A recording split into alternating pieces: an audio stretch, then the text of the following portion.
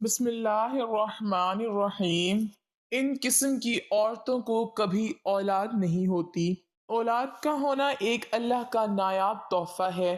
اولاد کے حصول، خاندان کی نسلی ترقی، ہر انسان کی ضرورت پاکیزہ خواہش ہوتی ہے۔ ایک شادی شدہ جوڑے کی خوشیاں اس وقت تک ادھوری رہتی ہیں جب تک اس جوڑے کی گود میں اولاد جیسی نعمت موجود نہ ہو۔ بحیثیت مسلمان، ہمارا ایمان اور یقین ہے کہ اچھی اور نیک صالح اولاد اپنے والدین کے لیے مغفرت و بخشش کا ایک ذریعہ ہے۔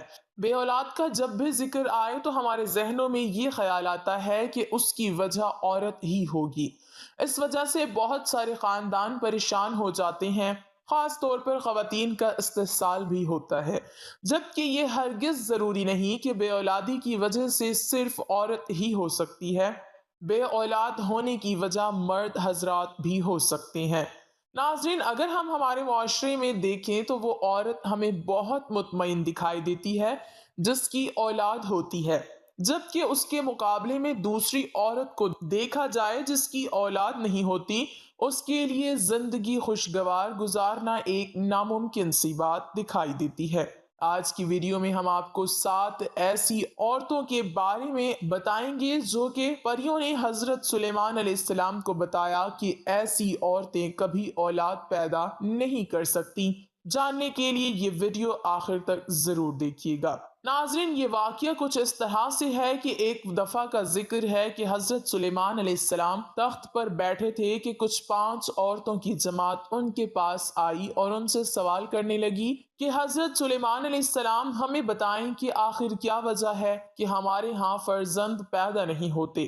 انہوں نے حضرت سلیمان علیہ السلام سے یہ سوال کیا تو حضرت سلیمان علیہ السلام نے پریوں سے پوچھا کہ بتاؤ آخر کیا وجہ ہے کہ ان عورتوں کے ہاں اولاد پیدا نہیں ہوتی۔ تو پریوں نے بتایا کہ 7 طرح کی عورتوں کے ہاں اولاد کبھی نہیں ہوگی، جس میں سب سے پہلی عورت وہ ہے جس کی رحم ابھرا ہوا ہو، یعنی اس کی بچہ دانی الٹ جاتی ہے، جس کی وجہ سے مادہ جگہ پر نہیں رہتا اور ایسا ہونے کی وجہ سے اس کی اولاد نہیں ہوتی۔ اس کی نشانی یہ بتائی جاتی ہے کہ جب ہم بستری کی جاتی ہے اس دوران اس عورت کے سر میں درد ہوتا ہے، یہ ایک نشانی ہے۔ دوسری عورت جس کے رحم میں ہوا بھری ہوتی ہے، یعنی اس کا منہ اوپر سے بند ہو، اس کی علامت یہ ہے کہ جب ہم بستری کی جاتی ہے جسم میں درد ہوتی ہے اور چہرہ بھی اتر جاتا ہے۔ تیسری علامت ان عورتوں کی جن کو اولاد نہیں ہوتی وہ یہ ہے کہ ان کے رحم میں گوشت زیادہ ہوتا ہے، جس کی وجہ سے اس کا منہ بند ہو جاتا ہے۔ عام طور پر یہ شکایت موٹی عورتوں میں دیکھی جاتی ہے اور اس کی علامت یہ بتائی جاتی ہے کہ جب وہ ہم بستری کرتے ہیں اس کے بعد ان کی ریڑھ کی ہڈی میں درد ہوتا ہے، اس وجہ سے وہ پیدا نہیں کر سکتی۔ ناظرین، اس کے بعد پریوں نے جو نشانی بتائی وہ یہ ہے کہ جس عورت کے رحم میں کیڑے پیدا ہو جاتے ہیں اس وجہ سے بھی بچے پیدا نہیں ہوتے، اور اس کی علامت یہ بتائی گئی کہ ہم بستری کے دوران ان عورتوں کی پنڈلیوں اور پاؤں کی ایڑیوں میں درد ہوتا ہے، جن کے ساتھ یہ شکایت ہو وہ ماں نہیں بن سکتی۔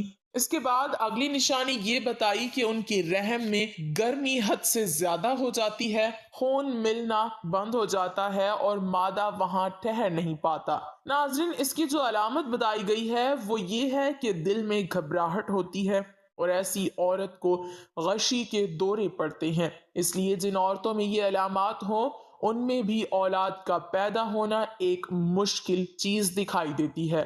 اس کے بعد رحم میں سردی کا زیادہ ہو جانا بھی اولاد سے محروم ہونے کی ایک وجہ بنتا ہے۔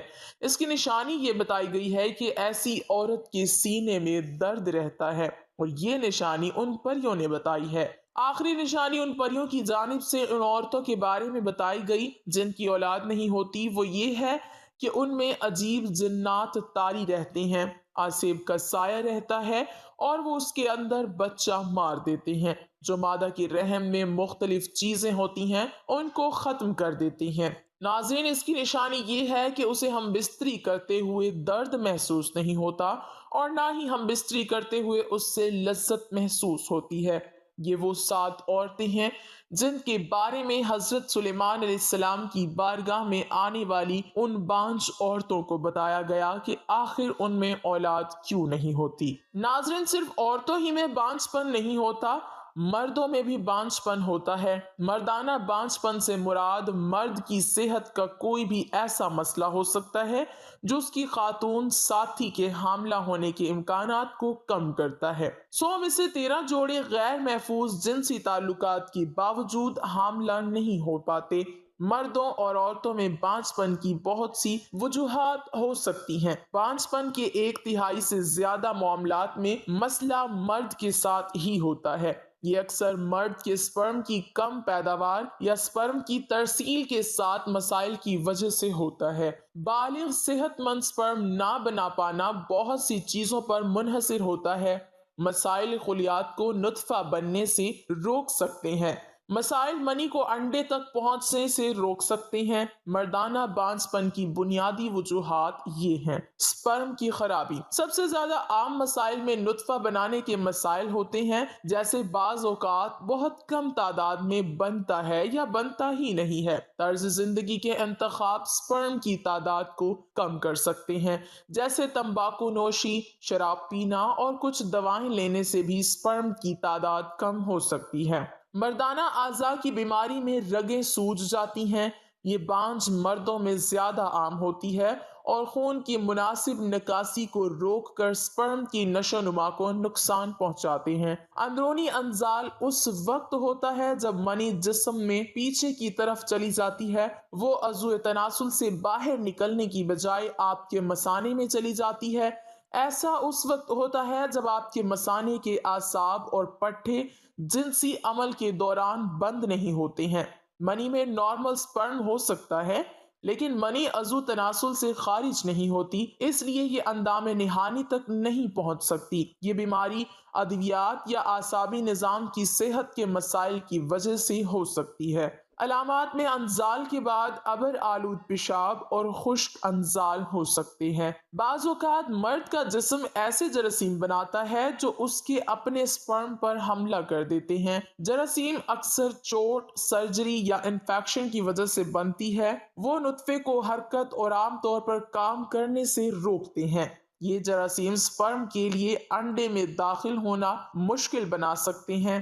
ناظرین، یہ تھی کچھ ایسی وجوہات جو بے اولادی کا سبب بنتی ہیں۔ ناظرین، ہم دیکھیں تو عورتوں کو اس حوالے سے دیکھا جاتا ہے، قصوروار اٹھایا جاتا ہے، جبکہ ایسا نہیں ہے۔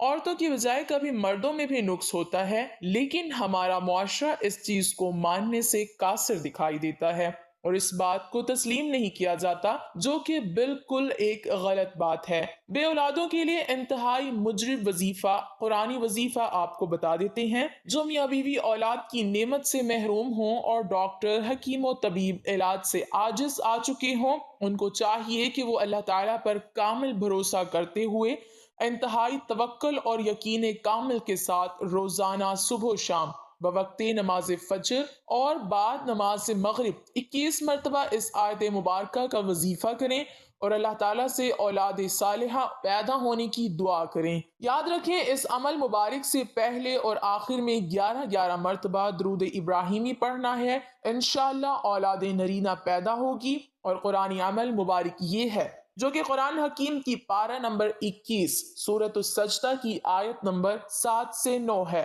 جسے میاں بیوی نے پڑھنا ہے جو اس مشکلات سے دوچار ہیں۔ اس آیت کا ترجمہ کچھ اس طرح سے ہے: وہ ذات جس نے جو چیز بنائی موضوع ترین بنائی، اور انسان آدم علیہ السلام کی پیدائش کی ابتدا مٹی سے فرمائی، پھر اس کی نسل حقیر پانی کے نچوڑ مادہ حیات سے پیدا کی، پھر اس نسل کے اعضاء کو متناسب بنایا، اس میں اپنی طرف کی روح پھونکی اور تمہارے لیے کان، آنکھیں اور دل پیدا کیے۔ اس کے باوجود تم بہت ہی کم شکر ادا کرتے ہو۔ ناظرین، خواہش اولاد پوری ہونے کے بعد صدقہ خیرات لازمی کریں۔ اللہ پاک تمام بے اولاد کو نرینہ اولاد عطا فرمائے اور ہمیں پرسکون صحت مند زندگی عطا فرمائے، آمین۔ ناظرین، کمنٹ باکس میں اللہ کے 99 ناموں میں سے ایک نام ضرور ٹائپ